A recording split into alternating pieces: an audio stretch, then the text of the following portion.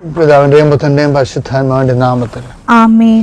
എന്റെ പ്രിയപ്പെട്ടവരെ, ഇന്ന് ജൂൺ 5-ാം തീയതി വ്യാഴാഴ്ച. അമ്മേ പരിശുദ്ധമ്മേ, അമ്മേ പരിശുദ്ധമേ, ദൈവമാതാവേ, കൃപാസനത്തിലൂടെ ഞങ്ങൾക്കും ഞങ്ങളുടെ ദേശത്തിനും അമ്മ മധ്യസ്ഥം തേടി തന്ന എല്ലാ അനുഗ്രഹങ്ങൾക്കും കൃപകൾക്കും ഞങ്ങളിപ്പോൾ ഹൃദയം നിറഞ്ഞ നന്ദി പറയുന്നു. അമ്മേ പരിശുദ്ധമ്മേ, അമ്മേ പരിശുദ്ധമേ, ദൈവമാതാവേ, 2004 ഡിസംബർ 7-ാം തീയതി ഉച്ചകഴിഞ്ഞ് 2:30 കൃപാസനത്തിൽ സംഭവിച്ച അമ്മയുടെ പ്രത്യക്ഷപ്പെടലിനെ കുറിച്ച് തിരുസഭയ്ക്ക് സമർപ്പിച്ചിരിക്കുന്ന പഠനരേഖകളുടെ സഭാത്മകമായ പഠനം ആരംഭിക്കുവാൻ ഞങ്ങൾ പ്രാർത്ഥിക്കുന്നു. അമ്മേ പരിശുദ്ധമേ, ഭൂസ്വർലോകങ്ങളുടെ രാജ്ഞിയായ അങ്ങേയ്ക്ക് ഭൗമസംരക്ഷണത്തിനായി പ്രപഞ്ചപ്രകൃതിയെ തന്നെ തിരുസഭ പ്രതിഷ്ഠിക്കുവാൻ ഈ പ്രത്യക്ഷീകരണം വഴി ഇടയാക്കണമേ. അമ്മേ പരിശുദ്ധമേ, ജപമാല മാതാവേ,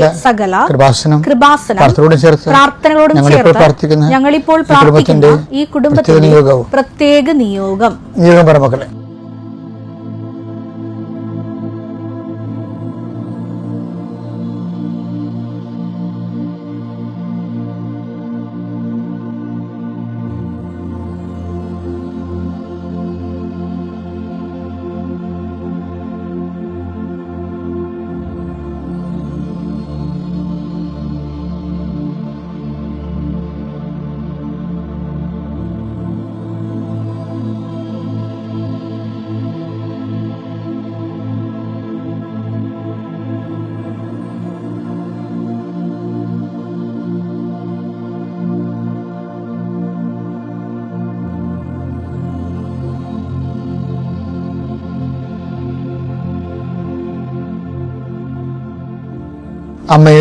അമ്മയുടെ പ്രത്യക്ഷീകരണത്തിന്റെ അനുഗ്രഹവേളയിൽ ഞങ്ങൾക്ക് സാധിച്ചു തരുവാൻ കനിയണമേ. ആമേൻ. വിശ്വാസ പ്രമാണം.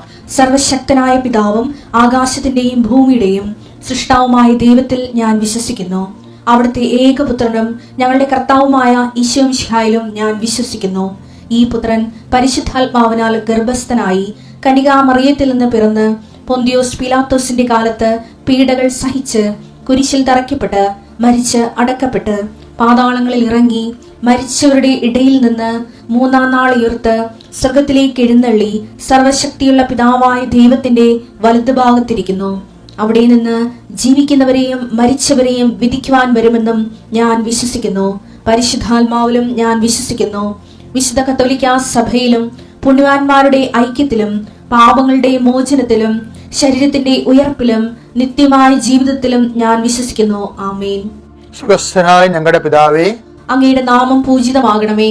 അങ്ങയുടെ രാജ്യം വരണമേ. അങ്ങയുടെ തിരുമനസ് സ്വർഗത്തിലെ പോലെ ഭൂമിയിലും ആകണമേ. അന്നു വേണ്ടുന്ന ആഹാരം ഇന്ന് ഞങ്ങൾക്ക് തരണമേ. ഞങ്ങളോട് തെറ്റ് ചെയ്യുന്നവരോട് ഞങ്ങൾ ക്ഷമിക്കുന്നത് പോലെ ഞങ്ങളുടെ തെറ്റുകൾ ഞങ്ങളോടും ക്ഷമിക്കണമേ. ഞങ്ങളെ പ്രലോഭനത്തിൽ ഉൾപ്പെടുത്തരുതേ, തിന്മയിൽ ഞങ്ങൾ രക്ഷിക്കണമേ. ആമേൻ. കർത്താവ് അങ്ങയുടെ കൂടെ സ്ത്രീകളിൽ അങ്ങ് അനുഗ്രഹിക്കപ്പെട്ടവളാകുന്നു. അങ്ങയുടെ ഉദരത്തിൻ ഫലമായി ഈശോ അനുഗ്രഹിക്കപ്പെട്ടവനാകുന്നു. പരിശുദ്ധ മറിയമേ, തമ്പുരാന്റെ അമ്മേ, പാപികളായ ഞങ്ങൾക്ക് വേണ്ടി ഇപ്പോഴും ഞങ്ങളുടെ മരണസമയത്തും തമ്പുരാനോട് അപേക്ഷിക്കണമേ. ആമേൻ.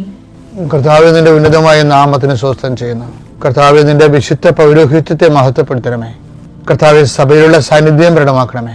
39 വർഷം ഞാൻ അർപ്പിച്ച കൃപാന്റെ യുഗതിയാൽ കൃപാസനത്താറെ ജീവനോടെ പ്രത്യക്ഷപ്പെട്ട മാതാവിന്റെ പ്രത്യക്ഷീകരണത്തിന്റെ ശക്തിയാൽ ഇന്ന് അങ്ങയുടെ മക്കളെ ഞാൻ പ്രാർത്ഥിച്ച് ആശീർവദിക്കുന്നു. കർത്താവേ, കുട്ടികളുടെ കാര്യത്തിന് വേണ്ടി ഓടുന്ന മാതാപിതാക്കന്മാരെ, വളരെ നിസ്സഹായരായി പോകുന്ന ആൾക്കാരുണ്ട്. ഈശോയെ, പണമില്ലാതെ സ്വാധീനമില്ലാതെ കുഞ്ഞുങ്ങൾ തന്നെ മാതാപിതാക്കന്മാരെ കുറ്റപ്പെടുത്തിയിട്ടും അതിൻ്റെ ഭാരം അനുഭവിക്കുന്ന മാതാപിതാക്കന്മാരുണ്ട്. അതിൻ്റെ പേരിൽ കഴിവുകേടുകൾ മറച്ചു വെക്കാൻ കർത്താവ് മദ്യപിക്കുന്നവരെ കൊണ്ട് ഈശോയെ, അങ്ങനെ തകർന്നുപോയ കുടുംബങ്ങൾ, മങ്ങിപ്പോയ സ്വസ്ഥതയില്ലാത്ത ഭവനങ്ങൾ, ഭാര്യാഭർത്താക്കന്മാരെ പിരിഞ്ഞ് താമസിക്കുന്നവരെ, അകന്ന് താമസിക്കുന്നവരെ കർത്താവ് ഒരുമിച്ച് താമസിക്കാൻ കർത്താവിൻ്റെ കൃപ അവർക്ക് ലഭിക്കട്ടെ. മാതാപിതാക്കൾ മക്കൾ തമ്മിൽ മാനസികമായിട്ട് അകന്ന് പോകുന്നവരെ, മക്കൾ ദുർഗതിപ്പെട്ടു പോയിട്ടുള്ള മക്കളുണ്ട് ഈശോയെ, അവർ തിരിച്ചു വരാൻ വേണ്ടി കർത്താവിന്റെ നാമത്തിൽ ഞാൻ അവരെ സമർപ്പിക്കുന്നു. Lord in peace your spirit, Lord in peace your spirit of power and grace. നമ്മൾ ഇന്ന് കാണാൻ പോകുന്നത് മറിയത്തിൻ്റെ ദൈവവിളിയാണ്. ഈ ദൈവവിളി തന്നെ രണ്ട് തരമുണ്ട് ദൈവവിളിയെ. ചില ആൾക്കാർ ദൈവം ഏൽപ്പിക്കണ വിളിയുണ്ട്, അതുപോലെ തന്നെ പിതാവ് ഏൽപ്പിക്കുന്ന ദൈവവിളിയുണ്ട്. പിന്നെന്താണ്? പിതാവ് ആകർഷിക്കുന്ന ദൈവവിളിയുണ്ട്. ഇപ്പം കൃപാസനത്തിൽ ഈ ഉടമ്പടി മാതാവിൻ്റെ പ്രത്യക്ഷീകരണത്തിന് ശേഷം ഏൽപ്പിച്ച ദൈവവിളിയാണ് ഉള്ളത്. അതിന് മുമ്പ് അത് ആകർഷിച്ച ദൈവവിളിയായിരുന്നു. നമുക്ക് ഓരോ സാക്ഷ്യങ്ങൾ കേൾക്കുമ്പോഴൊക്കെ നമുക്ക് ആകർഷണം വരത്തില്ലേ? അങ്ങനെ ഒന്ന് നമ്മൾ ഉടമ്പടി എടുക്കും. അതാണ് ആകർഷണ ദൈവവിളി. ഉടമ്പടി എടുത്തു കഴിഞ്ഞ് ചില ആൾക്കാർ അവർ സ്വന്തമായിട്ട് തന്നെ, ഇപ്പോൾ കഴിഞ്ഞ ദിവസം ഒരു സാക്ഷ്യം പറഞ്ഞ്, ഞാൻ 1200 പേരെ കൊണ്ട് ഉടമ്പടി എടുപ്പിച്ചെന്ന്. അതെന്താണത്? അത് ആകർഷിച്ച ചെയ്തതല്ല, അത് ഏൽപ്പിച്ച പോലെ ചെയ്യണതാണ്. ഇവിടെ ഈ ഉടമ്പടി പുതുക്കി വരുമ്പോൾ ആകർഷണ ദൈവവിളി ദൈവം ഏൽപ്പിച്ച ദൈവവിളിയായിട്ട് മാറി. ക്രിസ്തുവിനെ ദൈവം ഏൽപ്പിക്കുകയാണ് ചെയ്തത്. യോഹന്നാൻ 17:4 അവിടുന്ന് എന്നെ ഏൽപ്പിച്ച ജോലി പൂർത്തിയാക്കിക്കൊണ്ട് ഭൂമിയിൽ അവിടുത്തെ ഞാൻ മഹത്വപ്പെടുത്തി. അപ്പൊ നമുക്ക് ദൈവത്തെ മഹത്വപ്പെടുത്താം. ഏൽപ്പിച്ച ജോലി പൂർത്തിയാക്കി. ഏൽപ്പിച്ചേക്കുള്ള പ്രശ്നം ഉള്ളത് അത് മഹത്വപ്പെടുത്തണമെങ്കിൽ അത് പൂർത്തിയാക്കണം. പൂർത്തിയാക്കുക കഴിഞ്ഞാൽ ആ മിഷൻ പൂർത്തിയാക്കുക എന്നല്ല പ്രശ്നം. അതിൻ്റെ അർത്ഥം എന്ന് പറയുന്നത്, as far as you are being here you must show the fidelity. നീ എപ്പോഴാണ് തിരിച്ചു വിളിക്കപ്പെടുന്നത് അതുവരെ ദൈവത്തോട് കാണിക്കണം വിശ്വസ്തതയ്ക്കാണ് അങ്ങനെ പറയണത്, പൂർത്തിയാക്കണം എന്ന് പറയണത്. അത് മനസ്സിലായില്ലേ? ആ പൂർത്തിയാക്കലിൻ്റെ ഫിഡലിറ്റി ആയിട്ടാണ് ബന്ധം. നമ്മളൊരു ദൗത്യം വിശ്വസ്തതയാണ് ചെയ്യണമെന്നുണ്ടെങ്കിൽ അത് ചെയ്യണത്രയും സമയം അത് പൂർത്തിയാണ്. നിങ്ങളത് കഠിനാധ്വാനത്തോടെ ചെയ്തു, പക്ഷെ ഉദ്ദേശം നിങ്ങളുടെ ജോലിയോ വീടോ ഭൗതികമായ ലക്ഷ്യങ്ങളൊക്കെ ആണെങ്കിൽ നമുക്ക് പൂർത്തിയാണെന്ന് പറയാൻ പറ്റത്തില്ല. നമ്മുടെ ഉദ്ദേശം എന്താണ്? ദൈവത്തെ മഹത്വപ്പെടുത്തുന്നതായിരിക്കണം അത്. പിതാവേ, ഒരു ജോലി പൂർത്തിയാകണമെങ്കിൽ അതിനെന്ത് ചെയ്യണം? 3 കണ്ടന്റ് ഉണ്ട്. ഒന്നെന്താണ്? അത് ഒരു ജോലി പൂർത്തിയായെന്ന് പറയാൻ അത് ഒന്ന് വിശ്വസ്തത നമുക്കുണ്ടാകണം. രണ്ടാമത്തെ എന്താണ്? ആ വിശ്വസ്തതയാണ്. പക്ഷെ ആ ജോലി പകുതി ആയിട്ടുള്ളൂ, പക്ഷെ വിശ്വസ്തതയിലാണ് ആ പകുതി അവസാനിക്കണമെങ്കിൽ അത് പൂർത്തിയാക്കിയതുപോലെ തുല്യമാണ്. ഇങ്ങനെ വിശ്വസ്തത കാണിച്ചാൽ മാത്രമേ അത് ആ ജോലി മഹത്വം ഉണ്ടാക്കത്തുള്ളൂ. അപ്പം ഈ മഹത്വം ഉണ്ടാക്കണത് എന്താണ്? വിശ്വസ്തതയാണ്. ഉടമ്പടിയുടെ ഒരു കണ്ടന്റ് എന്ന് പറയുന്നത് വിശ്വസ്തതയാണ്, ഫിഡലിറ്റി, ഫെയ്ത്ത് അല്ല. ഇപ്പോൾ നമ്മൾ ഒരു എക്സസൈസ് എഴുതി കൊണ്ടുവന്ന് ഉടനെ ടീച്ചർ നമ്മളിങ്ങനെ ഗുഡ് വാങ്ങിക്കാൻ വേണ്ടി, കുഞ്ഞുങ്ങളെ അങ്ങനെയല്ല അവിടെ പഠിപ്പിക്കണത്, ഗുഡ് വാങ്ങിക്കാൻ വേണ്ടി നമ്മൾ ഇടിച്ചു തല്ലി ഇന്ന് ഞാൻ ഗുഡ് വാങ്ങിക്കും എന്ന് പറയുമ്പോൾ ഇത് ചില പിള്ളേർ ഇങ്ങനെ ടെസ്റ്റ് എടുത്ത് എക്സസൈസ് ബുക്ക് എടുത്ത് എത്ര ഗുഡ് എണ്ണി നോക്കത്തില്ല. എനിക്ക് 12 ഗുഡുണ്ട്. അപ്പോൾ മറ്റവൾ പറയും എനിക്ക് 17 ഗുഡെന്ന് പറയും.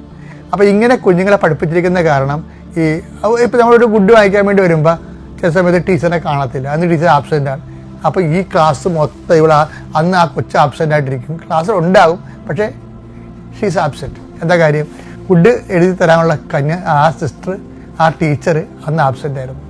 അപ്പോൾ അതുകൊണ്ട് കുട്ടി ഉണ്ട്, പക്ഷെ അവർ ആബ്സെൻ്റ് മൈൻഡഡ് അങ്ങനെ ഇരിക്കും. ഇതിനകത്ത് വരുന്ന കാര്യം വെച്ചാൽ ആ ടീച്ചർ ഇല്ലെങ്കിലും ഗുഡ് കിട്ടിയില്ലെങ്കിലും ഞാൻ സന്തോഷത്തോടെ ഇരിക്കണം.